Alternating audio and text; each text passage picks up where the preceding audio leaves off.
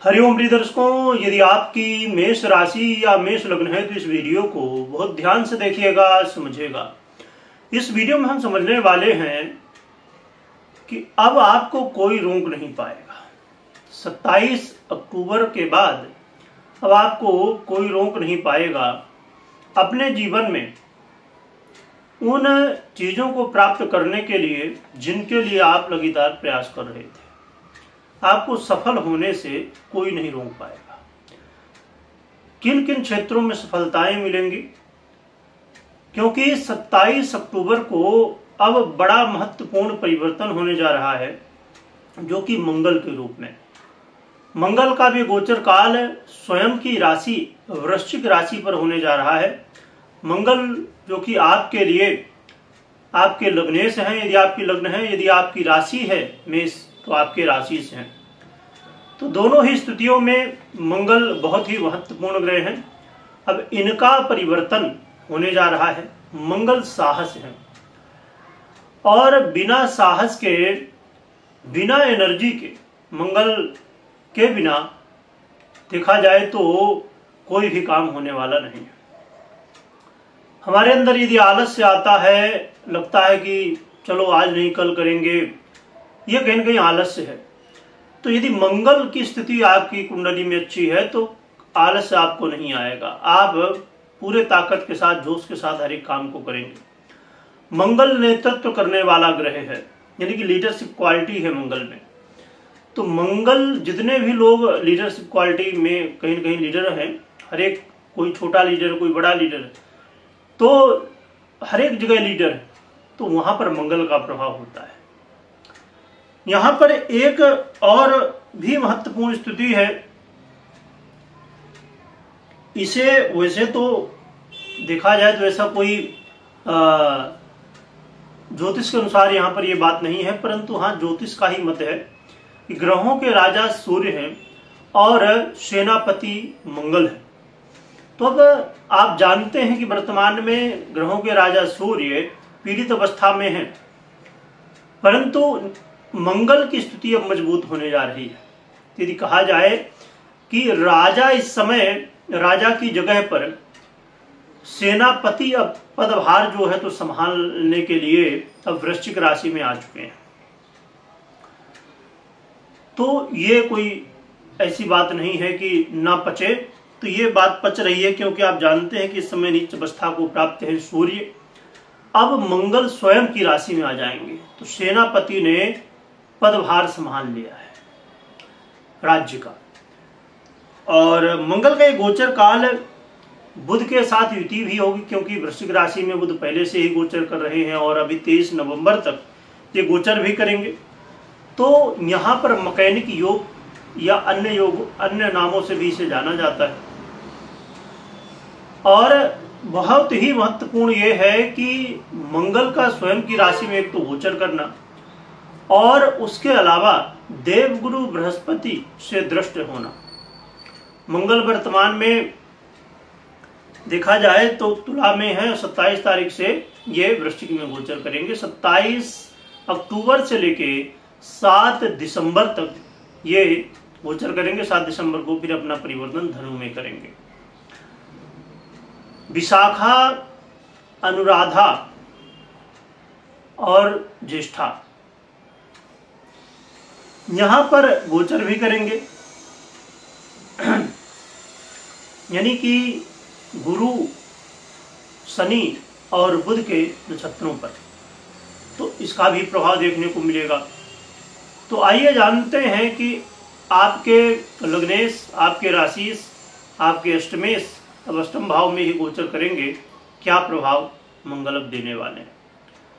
तो मंगल का गोचर काल आपके जीवन में अचानक धन लाभ कराएगा। अचानक कई सारे आपके जो बिगड़े हुए काम थे वो बनने शुरू हो जाएंगे। मंगल के प्रभाव से आपके जीवन में गुप्त धन या अचानक धन का लाभ, लॉटरी, जुआ, सट्टा इत्यादि से जो लोग संबंध रखते हैं, ऐसे लोगों को बेनिफिट होने की संभावनाएं इस समय बढ़ जाएंगी। और अस्थाई धन में वृद्धि, यदि आप प्रॉपर्टी लेना चाहते हैं उसके लिए मौका मिलेगा। खासकर यदि पैतृक संपत्ति को लेके समस्याएं चल रही थी तो मंगल के प्रभाव से इस समय इन समस्याओं का समाधान होता हुआ दिखाई देगा। आपके बैंक बैलेंस में वृद्धि होगी। आप यदि चाहते हैं कि शेयर मार्केट में जैसे SIP लोग करते हैं या बैंक में FD करते हैं या और भी बहुत सारे सरकार की भी स्कीम होती है जहां लोग सेविंग करते हैं, यदि कहा जाए जो भी आपका तरीका हो सेविंग करने का, तो इस समय सेविंग आपकी बढ़ने वाली, बैंक बैलेंस आपका बढ़ने वाला है। और अपने वाणी से लोगों को आप प्रभावित भी करेंगे।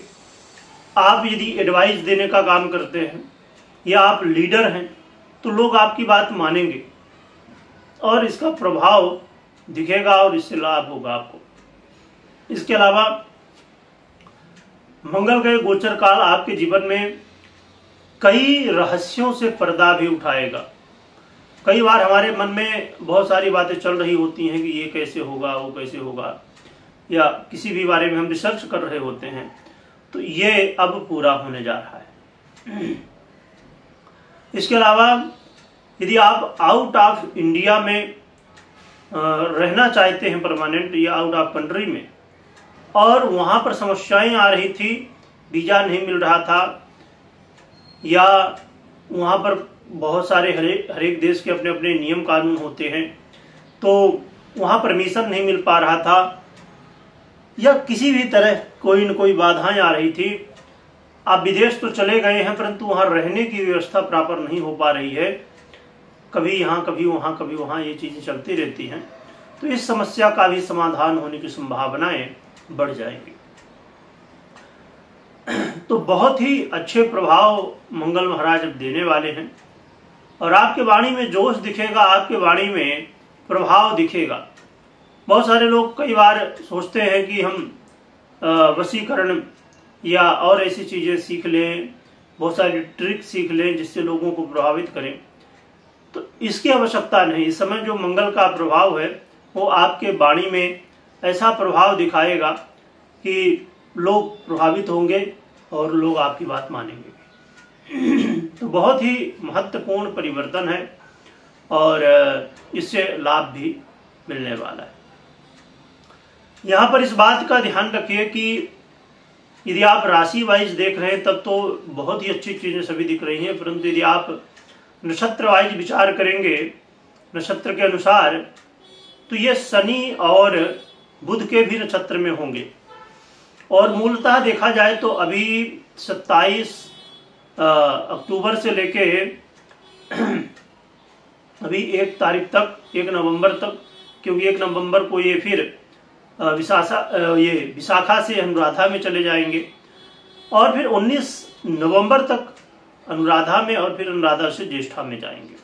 जब 19 नवंबर से 7 दिसंबर तक ज्येष्ठा में रहेंगे, वो समय या शनि के नक्षत्र में भी रहेंगे, तो इस समय आपको आलस्य बिल्कुल नहीं करना है, क्योंकि मंगल कभी भी ये चाहते नहीं कि आप आलस्य करो या आप काम सही ढंग से ना करो, क्योंकि जैसे मैंने पहले बताया कि ये सेनापति हैं और सेनापति बहुत स्ट्रिक्ट होता है ना, इसी तरह मंगल बहुत स्ट्रिक्ट है।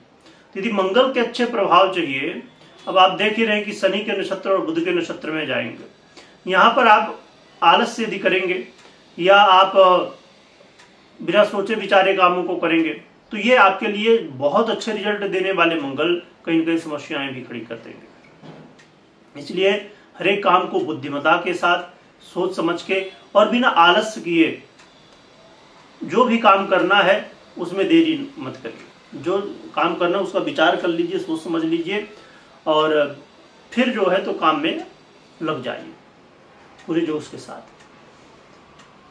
क्या उपाय करना चाहिए जिससे मंगल के और भी ज्यादा अच्छे परिणाम मिले? एक तो मैंने अभी जो बात बताई इसका ध्यान रखना चाहिए, और इसके अलावा मंगल की प्रसन्नता के लिए हनुमान जी की आराधना सर्वश्रेष्ठ है, तो हनुमान जी की आराधना करिए जिससे आपका कल्याण होगा। और कभी कोई निर्णय लेना हो तो मात्र इस गोचर के आधार पर ना लें, अपनी पर्सनल कुंडली विश्लेषण के बाद ही निर्णय लें। कमेंट में जय बजरंगबली लिखिएगा और खूब स्मरण करिएगा। वीडियो देखने के लिए बहुत बहुत धन्यवाद।